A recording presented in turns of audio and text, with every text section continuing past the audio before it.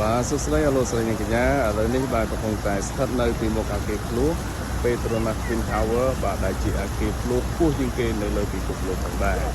បាទអគារនេះគឺកសាងក្នុងឆ្នាំ1991ហើយរួចរាល់នៅក្នុងឆ្នាំ1996បាទ99ទើបសម្ពោធប្រើប្រាស់ជាផ្លូវការបាទអគារនេះមានកម្ពស់452ម៉ែត្រមាន88ជាន់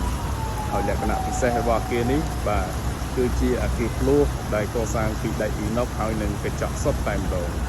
បាទអញ្ចឹងសូមអរលោកស្រីនិងកញ្ញាមើលទស្សនវិជ្ជាបាទនៅកន្លែងអគារភ្លោះទាំងអស់គ្នា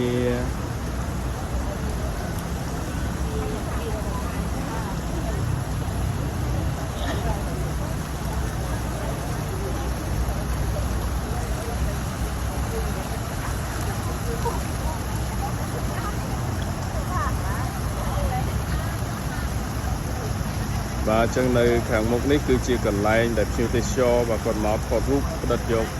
ទស្សនវិជ្ជានៅអគារភ្លោះទាំងមូលតែម្ដងបាទហើយនៅជុំវិញនេះក៏មានអគារខ្ពស់ៗផងដែរបាទ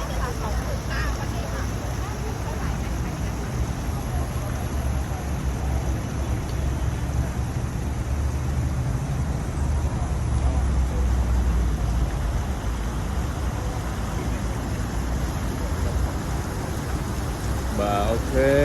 ជួបគ្នានៅវីដេអូក្រោយៗទៀតបាទកុំភ្លេចចង់មានដំណើរកម្សាន្តបាទកុំភ្លេចជាមួយក្រុមហ៊ុន Global Holiday